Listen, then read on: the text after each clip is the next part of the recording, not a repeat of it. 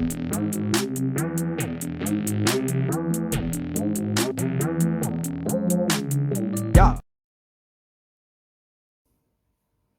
Olé!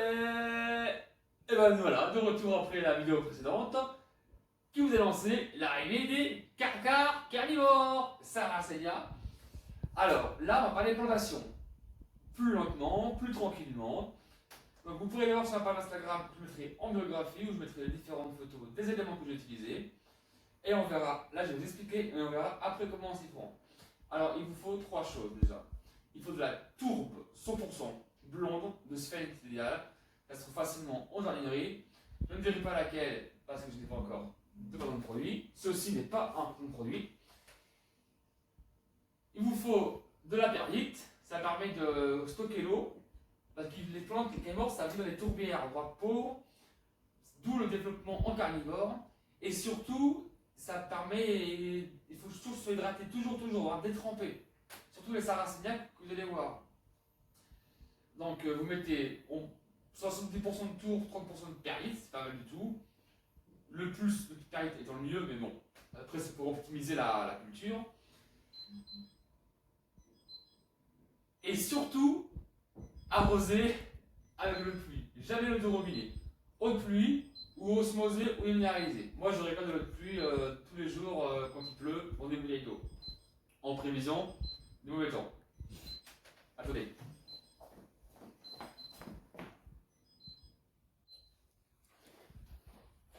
La rhubarbe du jardin, on fait de la confiture. Et donc, c'est bon. Vous mélangez les deux dans un bac. L'idéal, c'est son trou. Vous mettez dedans et vous mettez les plantes. Et pour ça, à tout de suite! Alors, pratique, comme dit précédemment. Donc là, j'ai ma jardinière avec un fond d'eau de pluie, comme précisé, hyper important. Je vais ensuite ajouter la terre, la tourbe, excusez-moi.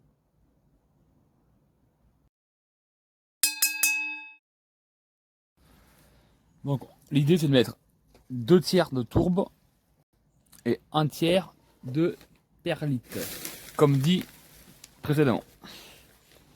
Tac, tac.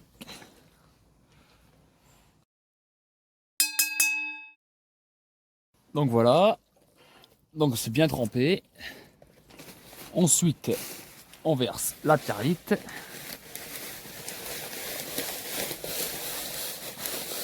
Donc comme précisé, entre 1 tiers et 50%.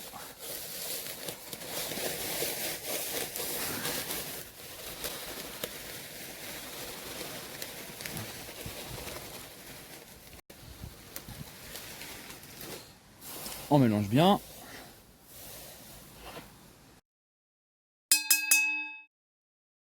Donc voilà, donc on a un bon mélange homogène. 2 tiers tourbe, 1 tiers perlite. Donc comme précisé précédemment, on peut même monter jusqu'à 50% de perlite pour un rendement optimal. Mais bon, pour moi ça suffira. Tac, tac, tac. On aligne bien. Donc on met pas trop pour qu'on puisse après mettre de l'eau pour que ça puisse tremper après. Tac, tac. Et maintenant on va passer à la plantation.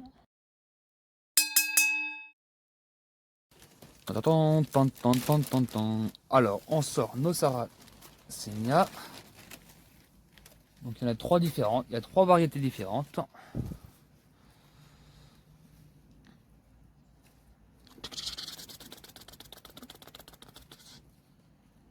Et voilà. Tac, tac et tac. Donc, vous voyez, comme dit avant, là, c'est le... On voit le rhizome et les racines. Donc, on enterre là jusqu'à la partie rouge. On va les mettre dans son d'ordre de taille, à l'ordre de taille croissante. Tac, tac, tac.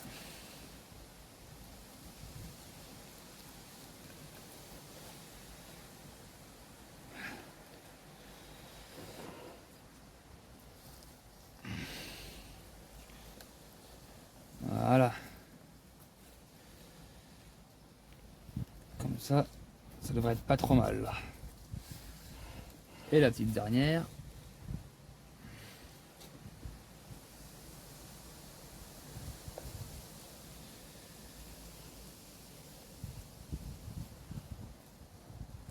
Et voilà, comme ça. Et voilà, donc on retrouve bien nos pièges. Donc pour rappel du principe, ça se remplit d'eau. Il y a un liquide qui va dedans, la petite bête rentre dedans, ne peut plus manger, sera digérée. Et voilà, on n'en a plus qu'à attendre que ça prenne. Et ça part. Et voilà. Allez, on se retrouve tout à l'heure.